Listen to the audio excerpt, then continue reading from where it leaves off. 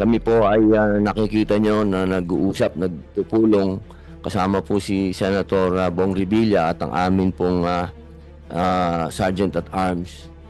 Kami po ay nag-aalala sapagkat mataas po ang blood pressure ng ating kasama sa industriya na si Ginoong Nino Mulak at pinapaliwanag po namin sa kanya na kailangan po mabigyan siya agad ng medical attention, pero gusto po niyang ituloy pa rin. At hanggat wala pa po yung final decision ng Sergeant at Arms, hihingin muna po natin ang opinion at ang statement ang GMA 7. Your Honor, good morning. Thank you very much. Attorney Ana Teresa Gozon Valdez, Opo. Senior Vice President, Programming Talent Management Group, GMA Network. Ma'am, boss. Good morning po. Thank you for this opportunity. At the onset, I would like to reiterate that GMA does not condone, it also does not tolerate any acts of sexual abuse or harassment. We already submitted to the committee our code of conduct and our policies against sexual harassment and procedures against that. So, that being said, when this matter was first brought to my attention, tinawagan po ako ni Mr. Nino Mulak. And that day, there and then, nakipag-meeting po sila sa akin. And our first concern, of course, was the well-being of Mr. Sandro Mulak. We immediately asked them if they wanted counseling services, and we facilitated their first counseling services. At that point, katulad nga ng sinasabi ng lawyer nila, they are very traumatized and they requested for extreme confidentiality. Ayaw nga nila pong magkwento kahit kanino, kaya I am not at liberty to even divulge anything that they have told me. Sa katunayan nga, hindi sila nagpapa-interview kahit na kanino because they value their mental health and well-being very seriously. That being said, itong events na nasa media ngayon at social media, nangyari ito outside company premises, and although it happened not during an official event, we believe that GMA can take notice of it because the three involved are under contract with GMA. And nung nag-file nga sila ng HR complaint within GMA, and when we saw the allegations, we immediately took jurisdiction over it as an admin case because we feel that there might be a sexual harassment case. So what we did was we immediately issued a preventive suspension order to the two being accused by Mr. Sandro Mulak. And now we are waiting for their reply because, of course, we follow the procedures of due process, which is under the Constitution. So iniintay po natin yon, but rest assured that we will conduct a fair and thorough investigation, and we will follow the code of conduct and the corresponding penalties if ever the results would warrant. So, as of now, we were in constant communication naman with Mr. Nino Mulak and Sandro. In fact, I think we met face-to-face mga 4 times to be able to give them advice. And yun nga sinabi ko, they can file an HR complaint with GMA. At nung pumutok po to sa media, na hindi rin kasi nila inaasahan na pumutok to sa media, nag-advise na rin ako sa kanila na baka gusto na rin nilang mag-file ng criminal case. Kasi nga, nandyan at the onset kasi we were very careful to keep things confidential para sa well-being ng family and ni Mr. Sandro Mulak. But because of all the social media attention, I think na yun nga, I advise them that they consult with their lawyers and see if they want to file a criminal case. And I think yun naman ang ginagawa, which is, I think, the best so that we will be able to really get to the truth and so that justice will eventually be done. Ma'am Annette, malinaw po na yung dalawa, sinasabi niyo po na sila ay hindi regular Hindi na po sila employee. regular employees. Opo. Ano po ba yung para po sa kaalaman? Kami po kasi naiintindihan po namin yung contractual Opo. sa pelikula at sa television. Pero sa mga kababayan po natin, hindi po nila naintindihan yung ano po ibig sabihin? Sila po ba may opisina po ba sila sa GMA? Wala po. Wala Wala po po silang silang opisina. sa Ano po GMA. yung kaugnayan nila? Parang finished product na po ang binibigay sa inyo? Opo, si Mr. Jojo Nones po ay director ng isang soap opera ngayon. Si Mr. Richard Cruz ay creative consultant sa drama. Depende ho dun sa soap opera. Hindi po sila regular employee, sila po ay tinatawag na independent contractor because they are persons whose skills and expertise are very specialized, and the method and manner by which they perform their task or their job is not under the direct control or supervision of GMA. Parang output-based po. Hindi po sila 9 to 5 na tinatawag. Hindi Yung po, gano'n. hindi Yung po. may, ano ba Concerned tawag po kami doon? sa Time output in, nila. time out. Gano'n. Opo. Pero despite that po, nasa contract nila that they are bound by the policies of GMA, and that would include the code of conduct. Kaya po ay despite the fact that they are independent contractors, we can still take jurisdiction over the HR complaint filed by Mr. Sandro Mulak, and we can still apply our code of conduct to this case. Apo, ibig niyo pong sabihin, halimbawa po, kapag ka nagkaroon po ng paglilitis sa korte, katulad po ng sinabi kanina ng ating idol senator, na hindi po ito korte. Wala po tayong nililitis dito. Ang linaw-linaw po ng sinabi ng ating senador. Kaya aasahan po ba namin na pag kayo po ay nagsagawa na po ng inyong sariling investigasyon, dahil gumagawa po din kayo ng sariling investigasyon, at kung ano man po ang magiging investigasyon ng NBI, tutulungan niyo po ang hustisya. Hindi po si Sandro, ang hustisya, na makuha po ang hustisya. Opo. Of course, Your Honor. At bilang meron pong mga pulisya, meron pong mga sinusunod sa GMA na talaga pong pinalalakas nyo yan, yung ibig pong sabihin natin, yung moral, yung morality, lahat. Opo, lalong-lalo na po yung ayaw natin yung mga ganyan na merong sexual harassment sa naniniwala po ako na tutulungan nyo po. Halimbawa, pag napatunayan po na meron talagang kaso, Of course, we will get the consent first of Mr. Nino Mulak and Mr. Sandro Mulak, but we can furnish your honorable office with the results of our investigation. maraming salamat po, Senator. Meron po kayo. Well, Mr. Chair, going back to Nino, I saw them personally kung gaano kasakit para sa kanila. Ito, very traumatic. Nung nakita ko nga po yung bata, talagang nanginginig. At talagang hindi niya alam kung paano i-approach ito. Head-on nila or how will they, siyempre, nandyan, Mulak, ayaw nila madama yung buong pamilya. Kaya nga sabi ko, this is very sensitive at dapat talaga ma-handle ng tama. Kaya if you're going to invite Sandro here, baka additional, kumbaga, pain na naman para abutin niya yun or whatever trauma na abutin niya. Yung kay Jojo Nones and the other guy, dapat siguro they should be here at sagutin nila blow by blow kung kinakailangan, kahit na executive session, but at least para maiwasan at hindi na mangyari ulit ito. Very painful, talagang masakit. At when Nino approached me na kung pwede bang makausap ang sa GMA, sabi ko, don't worry, hindi nila ito tolerate yan, and hindi nila kukonsintihin yan, so don't worry. Kaya binigay ko yung number ni Miss Annette. At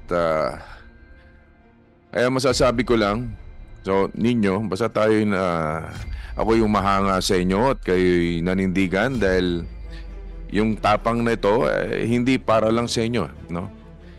Ito'y para sa lahat ng mga kapatid natin sa industriya para maproteksyonan, and we should avoid this na to happen again. So, yun. Thank you, Mr. Chair. Maraming salamat po, Senator Ramon Bong Revilla Jr. Idol, maraming salamat po. At Sir Nino Mulak, narinig niyo po yung pahayag ng namumuno ng GMA7. Nakakapagbigay ba po ito ng kapanatagan sa inyong kalooban na sila po ay handang tumulong sa inyo basta sa ang pag-uusapan po ay legal na paraan? Oo naman po. Nararamdaman niyo po ba naman yun? Yung kanilang She's been very truthful to me naman. Naging totoo naman siya sa akin magmula nung pag-uusap namin magmula nung una. Opo. Meron po ba kayong gusto sabihin sa kanila na maaring ang komite ay makatulong po sa inyo na maiparating sa GMA kung ano man po ang gusto niyong sabihin? Nandito na po sila sa ang linaw-linaw po ng sinabi kanina ni Attorney Ana na meron silang sariling investigasyon. Yes, Nakakapag-report po ba sa inyo ng progreso nito? Wala pa po. Ma'am, kailan po nag-umpisa yung sarili niyo pong investigasyon? Nag-file po sila formally sa amin ng Friday, August 2. Tapos they were put under preventive suspension agad po. Ang pagka sinabi pong preventive suspension, wala silang trabaho. Wala po. Opo, talagang basta may kinalaman po sa GMA, Wala po. wala mo silang trabaho. Opo. Suspended lahat yon. Walang pay. Benefits, opo. Opo. Meron po ba silang benefits bilang hindi sila regular? Walang not the same benefits as regular employees. Okay po. Binigyan po namin sila ng 5 days to reply, and I think matatapos yun within this week, so iniintay lang namin yung reply nila para umusad yung ating investigation. Reply yung dalawa. Wala pa kasi nung Friday lang po Ano nag-file. po naging reaction nila? Abogado kagad ang kinuha o gusto mo na makipag-dialogue sa inyo? Ano po ba dapat? Sa kanila po namin binigay yung sulat, pero hindi pa kasi sila nagre-reply. Hindi pa sila nagre-reply, pero nakikita ko po sa social media na abogado yung nagsasalita para sa kanila. Meron po ba tayong tigadole? Hello, ma'am. Ma'am, Miss Mafel. Sanchez. Miss Mafel Sanchez. Paano po yun? Pagka gano'n, na hindi mo naman sila regular employee, pero pinag-i-explica mo sila o magpaliwanag kayo dito, tapos dinaan ka kagad sa abogado. Ganun ba talaga? Magandang umaga po, Mr. Senator, and to all the members of the committee. Bago po ang lahat, kami po sa Department of Labor and Employment ay hindi pinahihintulutan ng anumang uri ng pang-aabuso o karahasan sa mundo ng paggawa. So sa ganito po, do hindi po nila regular employee ito, at kanina po ay binanggit ni ma'am na sila ay bound pa rin po sa CODI or yung Committee on Decorum and Investigation. They should respond to ma'am's call. Sa department po, kami po sa department ay ang aming pong mandato ay siguraduhin na ang bawat establishmento ay nagpo-form ng Committee on Decorum and Investigation at lahat po sila ay merong dapat anti-sexual harassment policy. Yun po, Mr. Senator. Salamat po. Meron po akong sunod na tanong dyan. Pero ma'am, meron po naman tayo siyempre sa anti-sexual harassment. Your Honor, opo, sinubmit po namin yan sa opisina nyo. Okay ma'am, maraming salamat po. Ma'am, follow up lang. Normal ba yun na abogado kagad ang sagot sa employer? Normal ba yun na pag gusto kang kausapin, abogado kagad, gano'n? Media kagad, abogado? Ano ba yun? Pwede ba yung gano'n? In the normal course of sa isang pagawaan, dapat po ay merong munang grievance mechanism. So kung in place po ang grievance mechanism at ang CODI, doon po kasi nakaset sa guidelines na yung kung ano po ang steps na dapat ay gagawin muna kung halimbawa may mga ganyang pangyayari po. So kung nakalagay sa grievance mechanism nila or sa CODI na dapat sila ay mag-uusap muna or sa level po muna ng kanilang mga committee members, dapat po doon muna. Tsaka hindi po advisable na idadaan agad sa media or sa anumang online platform ang pagbibigay ng salaysay po. Maraming salamat po. Ma'am, kasi naguguluhan kami dun no? Ba't biglang kailangan abogado kagad ng sumagot sa inyo? Dapat di ba nag-usap-usap muna? Meron po ba kayong ganon? Grievance, ano? Nagkaroon kami ng dahil nga sa confidentiality na gustong ma-preserve nila Mr. Sandro Mulak at Nino Mulak. Actually, pinagharap ko po si Mr. Nino Mulak at saka si Mr. Jojo Nones at si Mr. Richard Cruz. Nagkaroon na po ng paghaharap. Pero dahil po sa hiling nila na wala akong sasabihang iba within GMA, ako po yung kasama nila dun sa meeting. Pero yun nga, sino po ang unang nagpalabas sa media? Bakit po biglang may usapan pala na gawin muna natin yung investigasyon ninyo? Opo, nag-agree po sila. Sila po yung nagre-request din. Di ba, Nino, from the start, yung problema lang, siguro yung, kung merong mga nakarinig, hindi kasi natin makokontrol yung mga taong nakarinig. Pero sino po ang nagsabi sa inyo na pag-usapan muna natin to, hawakan muna ng GMA? Sino po ang nagsabi? Sila Mr. Nino Mulak po. Balikan ko po kayo, ma'am. Sir Nino, opo, kayo po ang kumausap sa GMA na pag-usapan niyo muna. Pag-usapan muna. Yes po.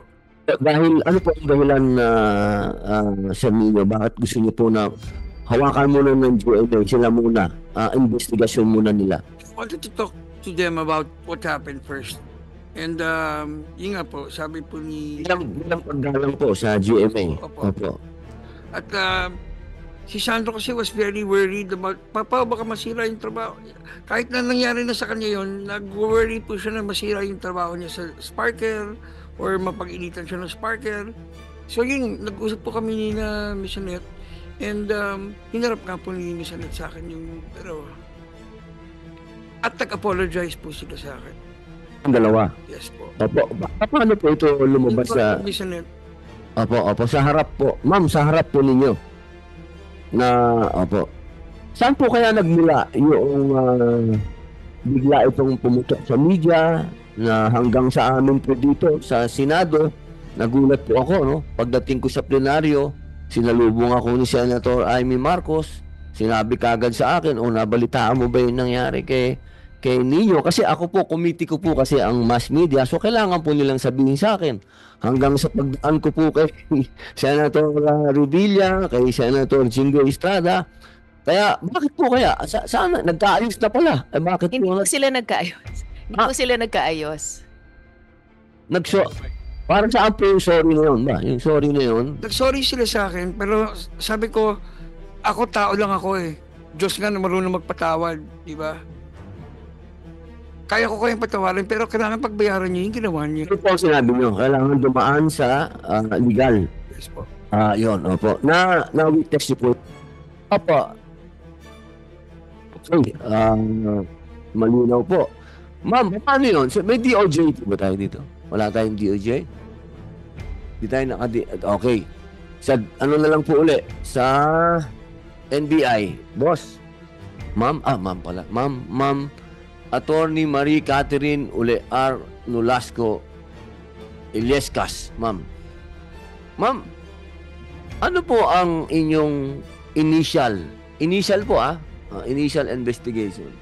Meron na po ba kayong initial investigation? Your Honor, tulad po ng nabanggit ko, dinaan muna namin sa psychological evaluation po yung biktima na si Mr. Sandro Mulak at kinuha na rin with go signal po na... Ayoko pong hawakan yan. Hindi po ako dadating dyan kasi sa ibang na po yan, komite. Doon lang po sa akin na sinabi, witness ni ma'am, nag-story yung dalawa. Hindi ba po sa atin parang confession na yun? Parang sa batas Ano ba? Di ba pagka ganun, umamin ka, nag-story ka eh. Di ba umamin ka na nun? Kinunan pa lang po namin ng statement si Mr. Nino Yung dalawa po, yung dalawa po. po, Hindi susunod po sila nagbibigay ng statement? inuuna lang po muna namin syempre po yung mga complainants base sa aming procedure po. Ah, Para okay. naman din po namin kung paano namin tatanungin yung mga Ilang araw na mga sinupina na po namin sila. Opo. Pina. Ibig Subpoena sabihin, po. sinabihan nyo na. Po namin sila sa aming tanggapan matapos pong ma-interview, makuna ng salaysay sila Mr. Nino Mulak, si Mr. Sandro Mulak at yung mga iba po naming witnesses. Kukunan po namin ng statement ngayon later on. Sinupina na po namin at inimbitahan na po namin sa tanggapan itong dalawa sila Mr. Jojo and Richard para po sagutin nila yung mga naging akusasyon laban sa kanila po. Di ba, ma'am? Yes po. Okay. Ganun ba ang normal process? Kasi sa amin, ewan ko, baka, siyempre, iba po ang NBI, nag-aral ako ng criminology at ng rules of engagement sa PNP. Pag may complainant, pupuntahan mo yung akusado, yung inireklamo. Di ba? Hindi pa naman sila akusado dahil hindi pa naman sila napapatunayan may kasalanan, pero inireklamo sila. Di ba? Dapat pupuntahan niyo. Ganun kasi, sorry po, hindi ko alam ang rules of engagement ng NBI, pero sa PNP, Opo. pag merong reklamo, pupuntahan mo yung, di ba? Hindi Yung po ba sa inyo? proseso po kasi hindi naman po ito immediately after the commission of the offense. So hindi po namin sila para arestuhin agad. So dumadaan po Hindi naman arrestuhin. Hindi, Kasi ano yung namin- kaso eh? Lumaki. yung Di ba? Ma'am, ang point natin dito, yung mga ganitong issue, sana, naiiwasan natin masyadong lumalaki. Ang daming issue ng bansang Pilipinas na dapat nating iniintindi. Bumagsak ang stock market sa buong daigdig. Alam naman natin siguro yun. Nagkakagulo sa Iran, nagkakagulo doon. Ang dami nating dapat pinag-uusapan. Ito ang pinag-uusapan ng tao. Sana naiintindihan nyo ako. Sana tayo mismo sa inyong opisina, merong nagre-reklamo, aantayin nyo pa ba yun, ma'am, na pumunta? Kung hindi na naman pumunta, parang dito. Parang dito ngayon. Isipin nyo, kailangan pang ma-blood ni Senator Jingo Estrada at mag-motion ng subpoena para dumating dito. Ma'am, puntahan nyo na. Gusto ko lang sana ang commitment ninyo na sana, pagka okay na ang inyong initial investigation, sana naman puntahan nyo na po itong dalawang ito. Huwag na natin mag-antay pa ng susubpoena. At kailangan Wala naman tayo sigurong antayin pa natin isubpoena namin ng warrant para po bago nyo puntahan. Pambihira, lahat tayo pagka ganyan. Baka pwedeng imbitahin ng GMA hindi, wala pa naman tayo ina-arresto dito, di ba? Maliwanag po, maliwanag. Wala po tayong ina-arresto. With due respect, Your Honor, yun po kasi ang aming proseso. Kailangan malaman po namin, Wala sa proseso kasi mo. nga po, Sana sa pagkakataong ito, sana yung proseso natin, medyo pag nakita naman natin wala kayong nilalabag na karapatan ng kahit na sino. yun nga po, Your Extra mile tayo lahat. Sa panahon ngayon dito sa bansa natin, dapat we walk extra mile, mga kapatid ko sa bayan na naggugobyerno. Huwag tayong masyadong tapak ng tapak. Kung nakikita natin may shortcut naman at wala tayong nilalabag, gawin na natin, ma'am. Ang laki-laking issue nito ngayon. Sobrang laking issue. Yes, Your Honor. Yun nga po yung ginagawa namin is protektahan din yung karapatan po ng ating magiging akusado. Ma'am, Kasi meron dito magbibigay ng proteksyon sa akusado. hindi po, kasi kailangan Dati ako, due process. alam mo na, ex-convict tayo. Alam natin, gusto natin lahat talaga. May boses, gusto natin lahat protektado. May mga paraan na hindi naman tayo kailangan lumaba. Pwede ka naman tumawag, tawagan mo yung, ano ba yun, pangalan ng dalawang yun. Bilang personal mong pakiusap o pwede ba natin itong pag-usap? Ma'am, maraming way. Yes po, kaya nga po Ang daming way. sila Ito ay personal po. plea. Opo. Personal plea ko sa NBI, lalo na sa aking kaibigan, professor ko si NBI Director Santiago. Okay. Professor ko yan. So sana, ma'am, ano lang, walk the extra mile. Alam naman natin, mga aplikado kayo. Alam niyo lahat kung ano yung pwede natin gawin ng extra mile. Mr. Chair, Opo. Yes, ito Senator. yung hot pursuit doctrine. Yan. Wala, Hindi, immediately na nangyari. Hindi, no? hindi po kasi medyo may katagalan na po. Kaya nga, kung halimbawa, Within the, halimbawa, 3 hours, 4 hours, pag nagsumbong sa inyo, pwede yun. Opo, pwede naman po. Depende po sa circumstances. For the information of the Case-to-case basis public, po. Opo. para alam lang ng publiko, ano yung patakaran nyo dyan? Ano yung proseso? Kinakailangan po para sa hot pursuit is kailangan kagaganap lang po nung krimen The span of what? How many hours? sa circumstances kasi kaya nga sa hot pursuit po sa circumstances minsan po pwede pa siyang hot pursuit kung hindi rin nagkaroon ng pagkakataon yung ating biktima na maisumbong agad siguro sa takot depende po sa circumstances. It's really case to case basis po. Itong hot pursuit, pwede mo kaagad arrestuhin, di ba? Yes po, kung depende lahat sa circumstances kasi kinakailangan po dito ng personal knowledge. Ngayon, Personal knowledge, yeah. Kung meron po kaming personal knowledge dun sa krimen na naganap, maaari ho naming arestuhin agad yung ating akusado Ayun or subject. Pero kung meron namang biktima na willing siya mag-cooperate at ibigay niya yung kanyang statement, maaaring isama namin tong biktima na to sa hot pursuit para siya ang mag-identify at yung personal knowledge niya ang gagawin naming basihan para maaresto po yung ating... Tama. So may time yun. Alba, 24 hours. Yes po. Yes po. Pwede. 48 hours. Pwede pa rin po. Depende nga po sa circumstances. Kung Ay katulad nito, sa sitwasyon ilang po. araw na ninyo Isang linggo. bago kayo nakapag-desisyon? Para mga 10 days na. 10 days 10 days after. Na po, opo. Medyo matagal-tagal. Siyempre talaga yung trauma hindi mo maalis eh. Ma'am Annette, baka Mr. Chair, may gusto yata meron kang gusto sabihin? Gusto po kayong sabihin, ma'am? Dun sa, yun nga, nandun ako nung nag-meeting sila. So, if ever kung gusto niya yung malaman kung ano yung talagang, since ako yung parang naka-witness, so willing naman akong sabihin ko ano yung narinig ko. Salamat, ma'am. Tapos na po kayo. Okay. Opo, salamat.